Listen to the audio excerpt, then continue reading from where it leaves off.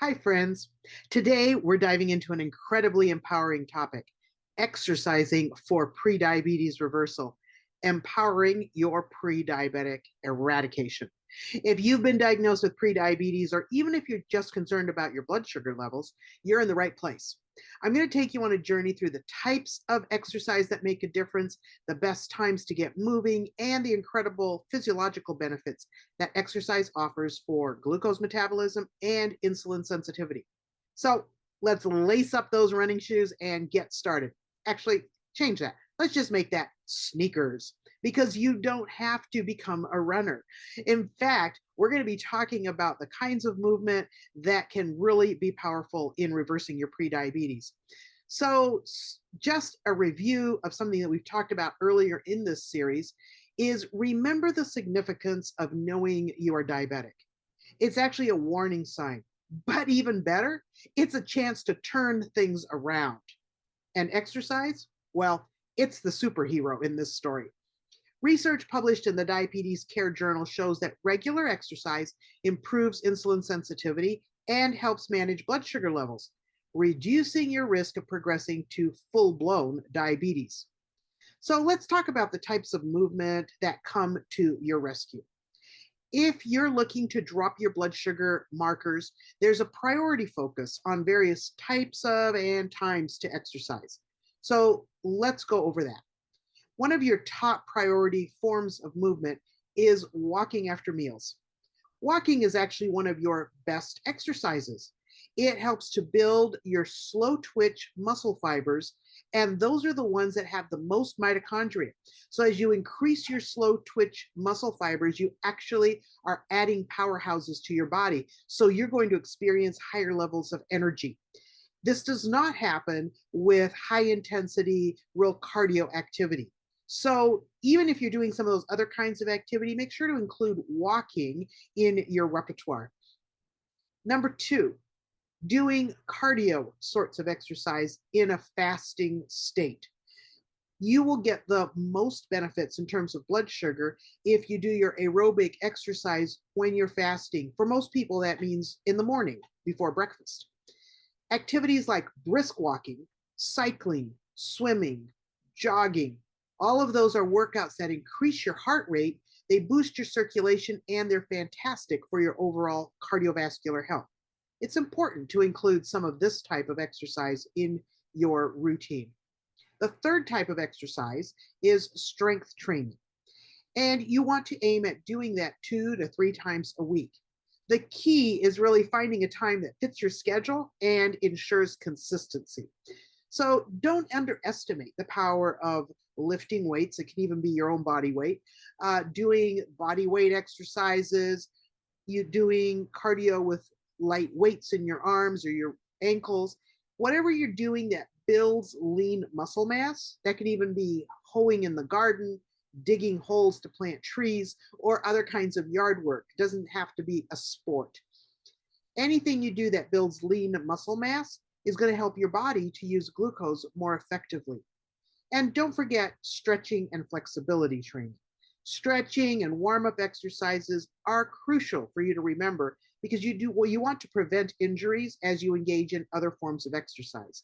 So taking the time to stretch and warm up before your other kinds of exercise is very important.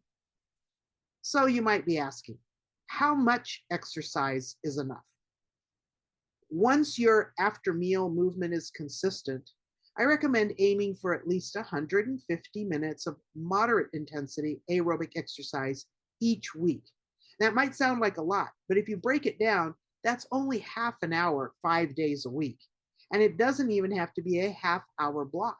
You can do that in two 15-minute blocks. If you only have 15 minutes in the morning and you want to do another 15 minutes in the evening, that is a way to get that in.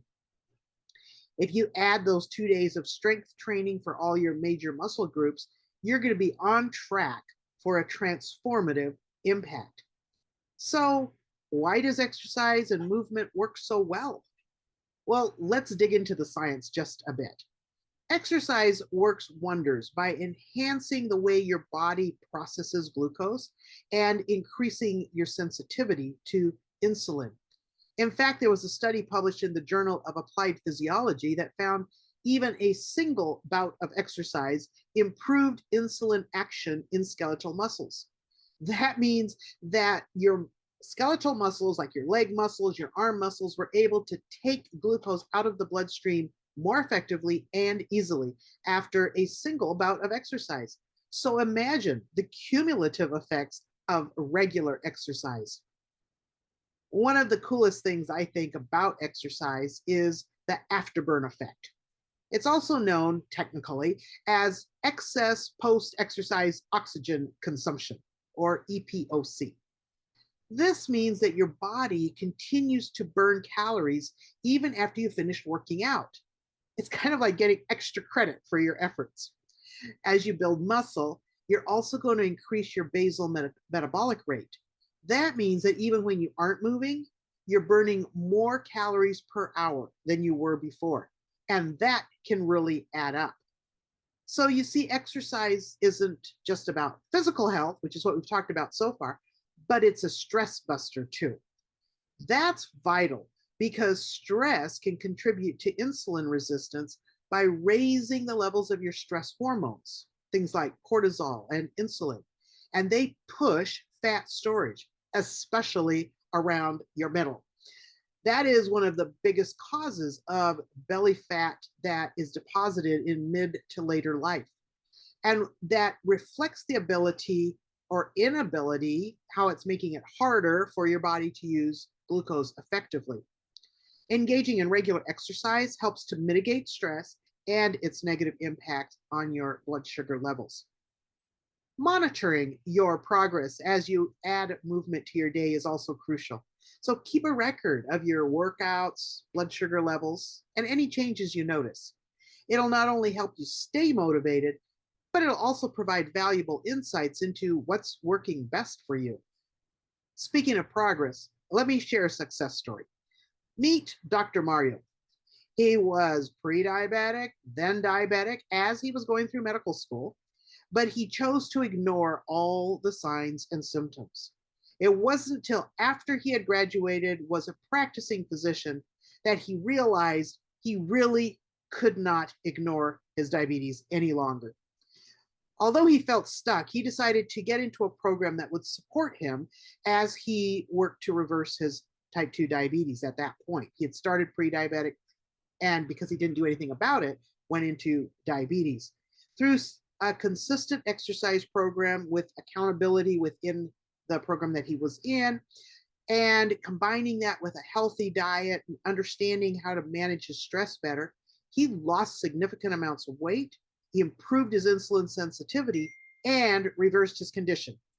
His journey underscores the transformative power of exercise in your life, and you too can experience that.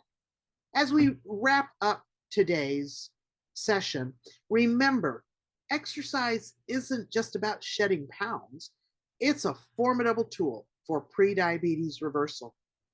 And the best part? It's in your hands. The journey might be challenging, but it is within reach. So determine you're going to pick one of those things we talked about and start adding it to your daily routine. Hopefully, it's that moving after you eat.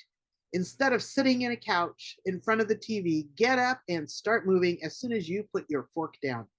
So that's today's nugget around exercise. I want to thank you for joining me today. And if you found this talk inspiring, don't forget to hit that like button, subscribe to my channel, and share this video with anyone who could benefit from it. Remember, every step you take brings you closer to eradicating prediabetes and embracing a healthier future. So stay committed, stay active, and I'll see you next time.